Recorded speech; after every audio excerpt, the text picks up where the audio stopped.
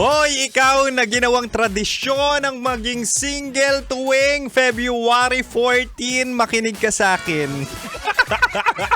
Hoy, ang daming ganyan, no? Na talaga nga na mga nangangati na, naboboard na, pero at the same time, parang taon-taon, ikaw ang may pagkukulang. Hoy!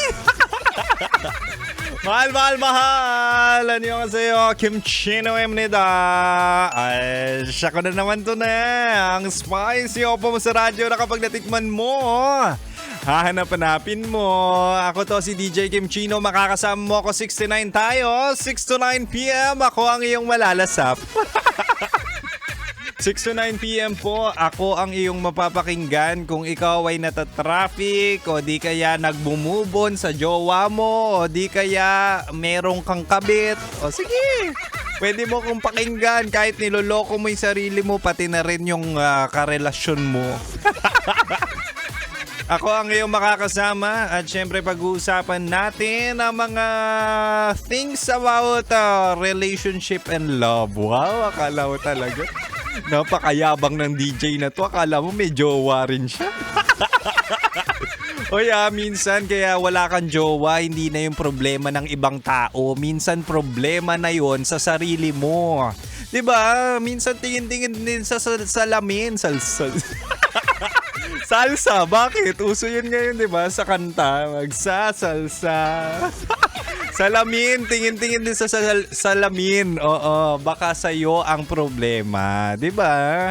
Kaya tonight sa ating Chinitox, usapang pag-ibig mula sa chinito ng buhay mo, Valentine's Edition. Wow! Kasi malapit na mag-Valentine's. Ibibigay ko ang 3 rason kung bakit single ka ngayong Valentine's Day. Oh, same tayo.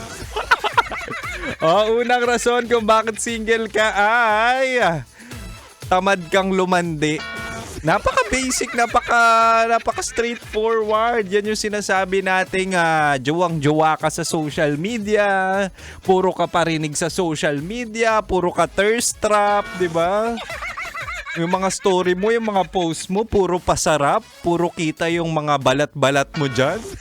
Tapos kapag may nagparamdam, may naakit, may nagchat sa'yo, ikaw naman mismo hindi nagre-reply. Uy, ang tamad nyo mag-reply. May mga ganyan talaga na puro pasarap, di ba? Sad boy, sad girl, nagme-message o di kaya nag-i-story, nag-i-status. Ano ba yan? Taon-taon na lang wala akong jowa. Pero kapag nilandi naman ako, hindi nagre-reply. Yan ang problema sa inyo, di ba? O di kaya kapag inaya makipag-date, ayaw naman makipagkita. Kapag weekend, possibility ay talaga nga namang puro nood ng Netflix, K-drama. O ano na? Paano ka magkakajowa niya kung taon-taon ganyan tayo? Paano ka makakahabol sa Valentine's kung taon-taon tamad ka? Meron namang mga nagpaparamdam sa'yo, hindi ka naman ganun kapangit, di ba? Marahil pangit yung ugali mo, pero yung itsura mo pwede naman. Di ba? Ang problema na sa'yo ay yung katamaran mong lumandi. Wow. Di ba? Kilos-kilos din makipag-socialize kasi taon-taon parang nagiging tradisyon na ikaw ay puro sa bahay na lang. Di ba? Hindi ka ba nape-pressure sa paligid mo? Wow. Minsan, di ba, pag lumalabas ka, medyo masakit sa mata na rin, no? Na merong nag-holding hands. Masakit na rin sa mata ni Kimchino kapag nakakakita na maraming bulaklak. Ewan ko ba? Di ba nga, parang na-advance ang araw ng mga patay o undas. Ang daming bulaklak sa labas. Uy!